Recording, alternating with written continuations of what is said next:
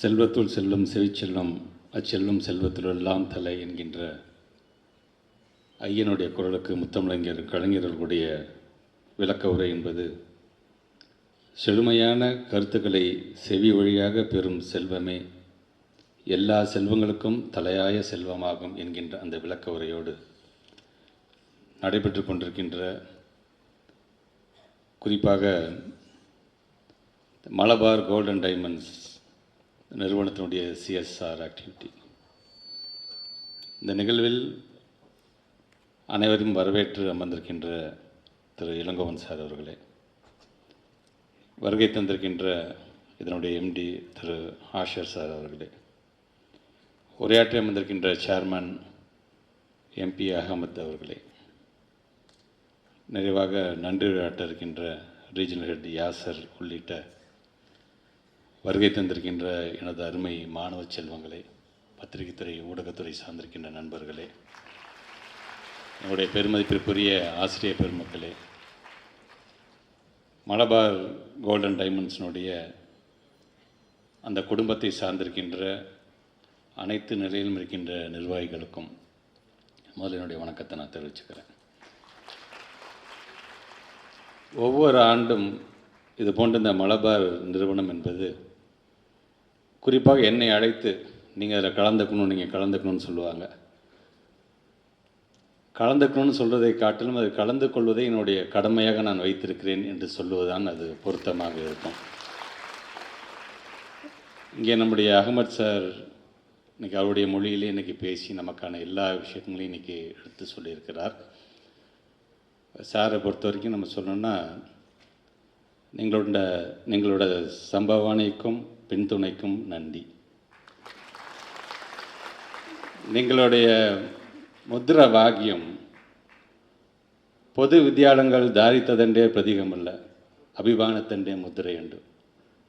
அரசு பள்ளி என்பது வறுமையின் அடையாளம் அல்ல, அது பெருமையின் அடையாளம் என்பதை தொடர்ந்து நாங்கள் நிரூபித்துக் கொண்டிருக்கின்றோம். அதில் உங்களுடைய இந்த உதவி என்று வரும் பொழுது, குறிப்பாக இங்கே காணொளி காட்சி நம்மலாம் பார்த்தோம். ஹங்கர் ஃப்ரீ வேர்ல்டு, தெருவோரமாக இருக்கின்ற நம்முடைய மக்கள் சாப்பாட்டுக்கே கஷ்டப்பட்டால் அவங்கள தேடி கொண்டு போய் அவங்களுக்கான உதவி செய்கிறீங்க நீங்கள்.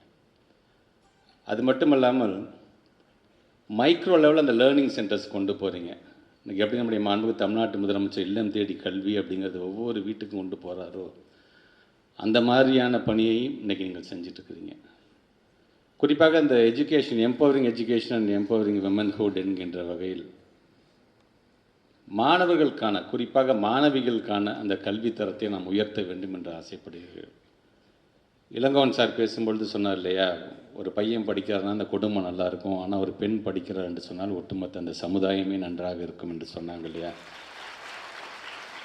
இதை தான் தந்தை பெரியார் சொல்லும் பொழுது, ஒரு பெண் படிக்கிறாள் என்று சொன்னால் ஒரு மிகப்பெரிய சமுதாய மாற்றமே ஏற்படும் என்று சொன்ன தந்தை பெரியாருடைய அந்த வாக்கை வைக்கம் இருக்கின்ற மாநிலத்திலிருந்து வருகை தந்திருக்கின்ற நீங்கள் நிரூபித்துக் கொண்டிருக்கின்றீர்கள். அதற்கு என்னுடைய நன்றியை நான் தெரிவிச்சுக்கிறேன்.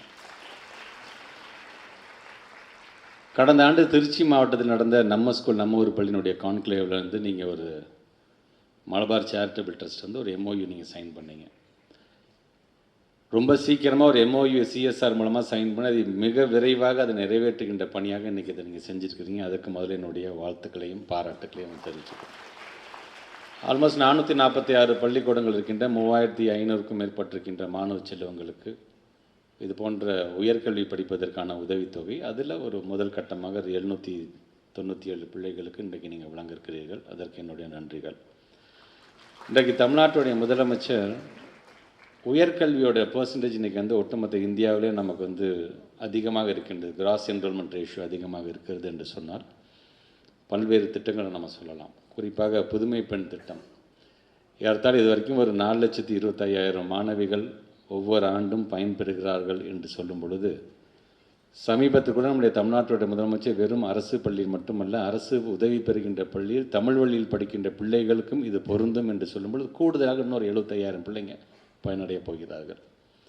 இப்படி இந்த புதுமை பெண் திட்டத்தின் மூலமாகவும் உயர்கல்விக்கு சில பேர் என்ன பண்ணாங்க, 12th படித்து முடிச்சுட்டு சரி இதோட போதும் என்று நினைக்கும் பொழுது, இல்லை உனக்கான ஒரு வாய்ப்பு இருக்குது, நீ எந்த மாதிரியான கல்லூரிகள்லாம் இருக்குது தெரியுமா, நீ எப்படிலாம் நீ வந்து இந்த வாய்ப்பை தவறவிடக்கூடாது என்பதற்காக உயர்வுக்கு படி என்கின்ற அந்த ஒரு திட்டத்தை நாம் கொண்டு வந்து கொண்டிருக்கின்றோம். இது மட்டும்தான் செய்யணும் என்று சொன்னால், கல்லூரி கனவு திட்டம், கல்லூரி கள ஆய்வு, களத்திற்கு நேரடியாக, கல்லூரி களத்திற்கு நேரடியாக சென்று பார்க்கக்கூடாது. 11ஆம் வகுப்பு படிக்கக்கூடிய மாணவ செல்வங்களை அந்தந்த மாவட்டத்தில் இருக்கின்ற கல்லூரிகளுக்கு நேரடியாக அழைத்து கொண்டு போய், இதுதான் கல்லூரி, ஒரு கல்லூரி வளாகம் என்று சொன்னால் அது இப்படி தான் இருக்கும். அந்த கல்லூரியில் நமக்கு தேவையானது என்ன, அங்கே இருக்கின்ற ஒரு ப்ளே கிரவுண்ட் எப்படி இருக்குது, ஸ்கூலில் எப்படி இருக்குது, இங்கே எப்படி இருக்குது பாருங்கள். பள்ளிக்கூடத்தில் இருக்கின்ற அங்கே இருக்கின்ற வகுப்பறை எப்படி இருக்கின்றது, கல்லூரியில் இருக்கின்ற வகுப்பறை எப்படி இருக்கின்றது. அங்கே நீங்கள் டீச்சர்னு கூப்பிட போகிறீங்க, இங்கே நீங்கள் உங்களை ப்ரொஃபஸர்னு கூப்பிட போகிறீங்க. ஒவ்வொருக்கும் தனி ஹெச்ஓடி ரூம்ஸ் இருக்கும். ஸ்கூலில் இருக்கின்ற ஆய்வகங்கள் எப்படி இருக்குது, கல்லூரியில் இருக்கின்ற ஆய்வகங்கள் எப்படி இருக்கின்றது. ஸோ இந்த ஃபெசிலிட்டிஸ் அங்கே எல்லாம் அதை பற்றியெல்லாம் எடுத்து சொல்லிக்கின்ற விதமாக 11ஆம் வகுப்பில் அந்த பிள்ளைங்களை வந்து ஒரு ஃபீல்டு விசிட் மாதிரி ஒவ்வொரு கல்லூரிக்கும் நம்ம அழைச்சிட்டு போகிறோம். நம்ம இது எதற்காக என்று சொன்னால், அந்த பிள்ளைகள் அங்கே போகும் பொழுது 12ஆம் வகுப்பு முடித்ததுக்கப்புறமேட்டு ஏதாச்சும் ஒரு சர்டிஃபிகேஷன் கோர்ஸ், ஒரு 1 இயர் கோர்ஸ், ஒரு 6 மாதம் கோர்ஸ் முடிச்சுட்டு ஏதாச்சும் ஒரு சம்பளத்தில் வேலைக்கு சேர்ந்துடாம் என்று நினைத்து விடாதீர்கள். உங்களுக்காக இது போன்ற பல கல்லூரிகள் இருக்குன்னு சும்மா அந்த கலை ஆய்வை, அந்த கலை விசிட்டை முடிச்சுட்டு அந்த பிள்ளைங்க வெளில வரும்போது, நான் 12th முடிச்சுட்டு எப்படியாச்சும் இந்த கல்லூரியில் நான் சேர்ந்தே ஆகணும்ப்பா அப்படிங்கிறான ஒரு எண்ணத்தை விதைக்கிறோம் பார்த்தீங்களா, அந்த மாதிரியான ஒரு திட்டங்கள். இப்படி இதெல்லாம் நாங்கள் செய்யும் பொழுது, இன்றைக்கி அரசாங்கம் சார்ந்து இன்றைக்கி பல்வேறு திட்டத்தை நம்முடைய அன்பு தமிழ்நாடு முதலமைச்சர் கொண்டு வருகின்ற பொழுது, இது போன்ற சிஎஸ்ஆர் ஆக்டிவிட்டி மூலமாகவும், அது மலபார் கோல்ட் ஹவுஸ் என்று சொல்லும் பொழுது அவர்களுக்கான கஸ்டமரே பார்த்திங்கன்னா பெண்கள் தான் அதிகம். அப்படி இருக்கின்ற அந்த கஸ்டமர்ஸை மனசில் வச்சு அந்த பெண்களுக்கான கல்வியை நாம் வழங்க வேண்டும் என்று நினைக்கிறீங்க பார்த்தீங்களா, அதுக்கே salute, hats off to you sir. அப்படி இன்றைக்கு இதை செய்து கொண்டிருக்கின்ற நீங்கள், நம்ம இந்த கற்போம், நம் பாடம் கற்றுக்கிறோம் பார்த்தீங்களா, கற்பது என்பதே பெண்களுக்கான ஆபரணம் என்று சொன்னவர் நம்முடைய பாரதிதார் பாரதிதாசன் அவர்கள். அதை நீங்கள் நிரூபிச்சிட்ருக்கீங்க நீங்கள். இப்படி எங்களுடைய பெண் பிள்ளைகள் அடுத்த கட்டத்திற்கு செல்ல வேண்டும், உயர்வுக்கு செல்ல வேண்டும் என்கின்ற அந்த வகை. அதே போன்று இப்போ நீங்கள் சொன்ன மாதிரி எம்ப்ளாய்மெண்ட் லெவலையும் நாங்கள் கொண்டு வரதுக்கான அடுத்த முயற்சி நாங்கள் ஏற்படுத்துகிறோங்கிறது உள்ளபடி எங்களுக்கு அவ்வளோ மகிழ்ச்சியாக இருக்கின்றது. எல்லாருமே 1 கோடி தான் தேர்ந்தெடுக்க வேண்டும் என்கின்ற வகையில் தான் எல்லாமே அரசாங்கம் செய்யுமா என்று சொன்னால் அரசாங்கம் செய்யும். அரசாங்கம் செய்கின்ற அதே வேளையில் இந்த சொசைட்டிகிட்டேருந்து நான் கற்றுக்கிட்டேன், இந்த சொசைட்டி எனக்கு என்ன கொடுத்துருக்கு, அந்த சொசைட்டி நான் திருப்பி செலுத்த வேண்டும் என்கின்ற எண்ணம் இருக்குது பார்த்தீங்கன்னா, அது எல்லாத்துக்கும் வந்துடாது. அது உங்களுக்கு வந்திருக்கின்றது. உள்ளபடியே உங்களுக்கு என்னுடைய பாராட்டுகள். இந்த சிஎஸ்ஆர் ஆக்டிவிட்டி நம்ம ஸ்கூல் நம்ம ஒரு பள்ளி என்பதை 2022 டிசம்பர் மாதம் நம்முடைய அன்பு தமிழ்நாட்டு முதலமைச்சர் ஆரம்பிக்கும் போது என்ன பண்ணார் தெரியுமா, எங்களுக்கே தெரியாது. அந்த மேடையில் வந்ததுக்கு பிறகு இது போக நாங்கள் ஆரம்பிக்க போகிறோம், கம்பெனிஸ்னால் நிறைய பேர் கான்ட்ரிபியூட் பண்ணுறதுக்கு ரெடியாக இருக்கிறார்கள் என்று சொல்லும் பொழுது, அப்படியே அது நல்ல திட்டம் தான், முதல்ல என்னுடைய சொந்த பணமாக இருக்கின்ற 5 லட்ச ரூபாய் நான் தரேன், அதுலேருந்து இந்த பணியை நீங்கள் தொடங்கள் என்று கொடுத்தவர் மாண்புமிகு தமிழ்நாட்டுடைய முதலமைச்சர். இந்த டிரான்ஸ்பரன்சி இருக்குல்ல, நான் இவங்களை நம்பி, இந்த அரசாங்கத்தை நம்பி, இந்த எஜுகேஷன் டிபார்ட்மெண்ட் நம்பி நான் இவ்வளோ சிஎஸ்ஆர் ஆக்டிவிட்டி பண்ணுறேன். நான் கொடுக்குற பணம் உள்ளபடியே அவங்க சரியான முறையில் அவங்க வந்து யூட்டிலைஸ் பண்ணுறாங்களா, சரியான முறையில் அதை பயன்படுத்துகிறாங்களா, இல்லை நான் கொடுத்தது ஒன்று இவங்க அதை வேறு எங்கேயாச்சும் டைவெர்ட் பண்ணிக்கின்றாங்களா என்கின்ற எண்ணம் யாருக்கும் வந்துவிடக்கூடாது என்பதற்காகத்தான் ஒரு டிரான்ஸ்பரன்சி இருக்க வேண்டும் என்று இன்றைக்கி தனியாக ஒரு போர்ட்டலில் நம்ம NSNOPக்காக நம்ம ஆரம்பித்து வச்சுருக்கிறோம்.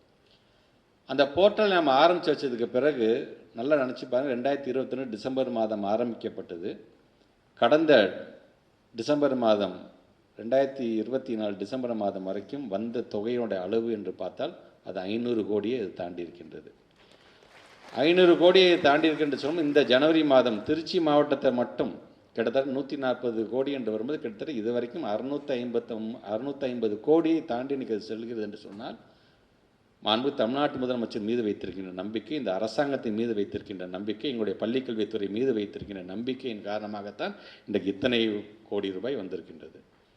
இது என்னால் பணம் இருந்தால் மட்டும்தான் இந்த சிஎஸ்ஆரை பண்ண முடியும். என்கிட்ட பணம் இல்லை சார், ஆனால் நான் படித்த பள்ளிக்கு நான் ஏதாச்சும் பண்ணணும். இன்றைக்கி நான் இந்த உயர்ந்த இடத்திற்கு இருக்கிறேன் என்று சொன்னால், ஓரளவுக்கு நான் வசதியாக இருக்கிறேன் என்று சொன்னால், எனக்கான ஏணிப்படிகள் என்பது நான் படித்த பள்ளிக்கூடங்களும் என்னுடைய ஆசிரியர் பெருமக்கள் தான். அதுக்கு நான் ஏதாச்சும் நான் திருப்பி தரணும். பணமாகத்தான் தரணுமா? இல்லை, பணமாக கூட கொடுக்கணும் அவசியம் இல்லை.